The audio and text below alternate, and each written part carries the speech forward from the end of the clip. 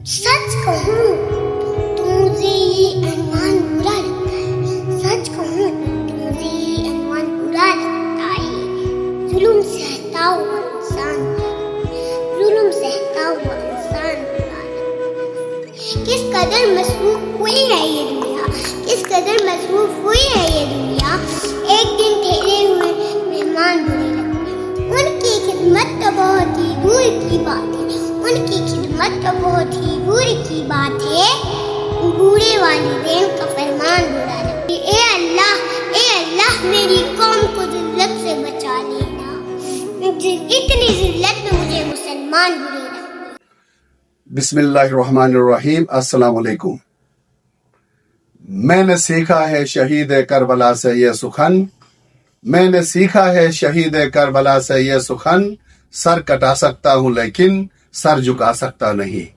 मौला हुसैन अलैहिस्सलाम से जब तागूत और शैतान का नुमाइंदा यजीद मलऊन ने बैअत तलब की तो मौला हुसैन अलैहिस्सलाम ने रहती दुनिया तक एक पैगाम दिया कि मुझ जैसा तुझ जैसे की बैअत नहीं कर सकता।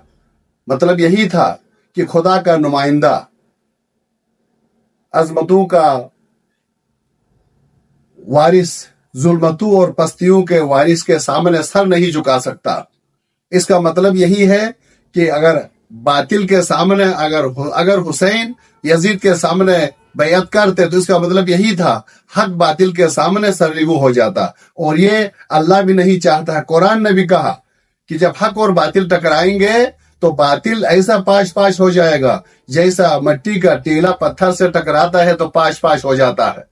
तो मेरे प्यारे दोस्तों, मेरी 4 साल की भतीजी अफरीन ज़हरा ने एक खूबसूरत पैगाम दिया, क्योंकि इस वक्त वो खुदा की दी हुई फितरत के अंदर मौजूद है। उनके वालिदैन को मैं सलाम पेश करता हूँ जिन्होंने उनकी फितरत को मसक होने नहीं दिया है। लिहाजा उन्होंने एक क्लियर पैगाम दिया कि इंसान की सेल्फ इमेज, सेल्फ रेस्पेक्ट उस वक्त सेल्फ कंट्रोल में आ सकती है। उस वक्त इंसान बाइज्जत और अच्छा कहला सकता है, अपनी नजरों में गिरने से बच सकता है जब वो तौहीद परस्त हो, जब वो बातिल के सामने न झुके।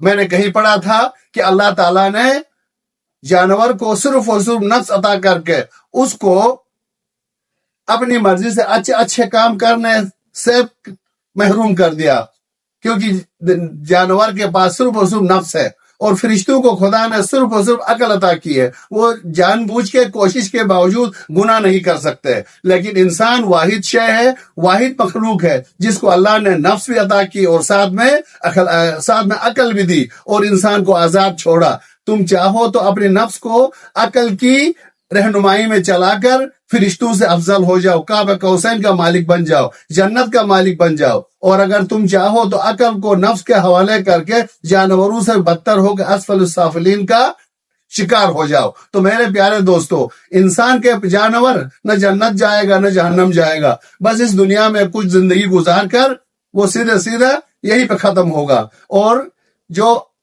फरिश्ता है वो हमेशा हमेशा के लिए जन्नत में रहेगा।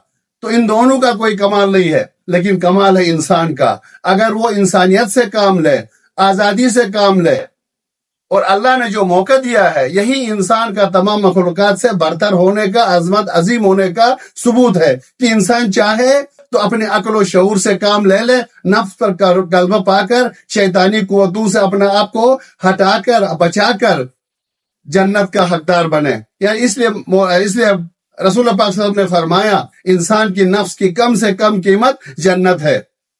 तो इंसान के पास 2 ही सूरतें हैं, या तो अपने अक्ल और शऊर से काम लेना है, अल्लाह की ताकत दी हुई रहमानी कुव्वतों से काम लेते हुए तागूती और जुल्म और जबर के जो इस्तेहसाली कुव्वतें हैं उनका मुकाबला करके अपने आप को जन्नत का हकदार बनाना है, या फिर जहन्नम का, क्योंकि इंसान के लिए दरमियानी कोई रास्ता नहीं है। तो मेरी भतीजी ने बता दिया कि इंसान के लिए इंसान आजाद पैदा हुआ है, खुद मुख्तार पैदा हुआ है। अल्लाह ने इस पर एतमाद किया है। शैतान को ठुकराकर आदम को आजादी के साथ यह मौका दिया, तुम दुनिया में जाओ और अपनी मेहनत से अक्ल और शऊर से काम लेते हुए तमाम मखलूकात से बरतर होके पाकीज़ा फितरत के पास वापस जन्नत आ जाओ। तो मेरे दोस्तों, प्यारे दोस्तों, इस वक्त गजा में हम देख रहे हैं बहुत ज्यादा फलस्तीन में हम देख रहे हैं कि कुछ लोग वहां पर मुकाबला कर रहे हैं, बरसर पैकार है, अपनी जानें दे रहे हैं, लेकिन हम बगैरत रेस्ट ऑफ द वर्ल्ड में जो मुसलमान हैं हम तमाशाई बने बैठे हैं, उनको दाद देने से भी डरते हैं।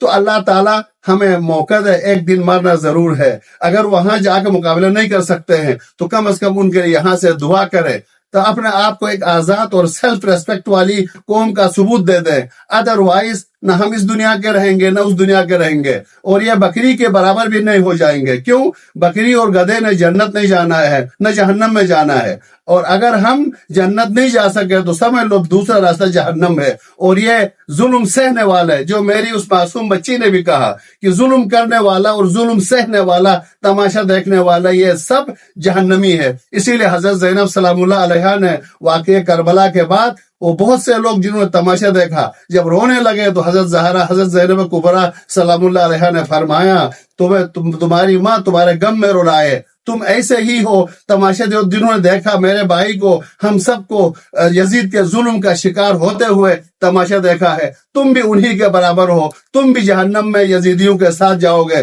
तो आए दोस्तों, हम इस मासूम बच्ची के पैगाम को कम से कम गैरत से हम कबूल करें, और हम इस वक्त आलम इस्लाम और आलम कुफर के मुकाबले में खड़ी है, लिहाजा हमने मरना है, लिहाजा जलील होके बातिल के साथ देखे मरने से बेहतर है कि हम हक के साथ दे दे, दिल से, जुबान से, हाथ से। इंशाअल्लाह ताला हक ने बुलंद होना है, हक ने जिंदा रहना है। हमारा जिंदा रहना कोई अहम नहीं है, असल जिंदगी का मकसद हक को जिंदा रखना है, खुदा के दीन को जिंदा रखना है। तो अल्लाह ताला हम सबको तौफीक दे कि हमें हक के साथ देने की और बातिल के साथ बरसर पैकार रहने की तौफीक दे। वस्सलामु अलैकुम व रहमतुल्लाहि व बरकातहू।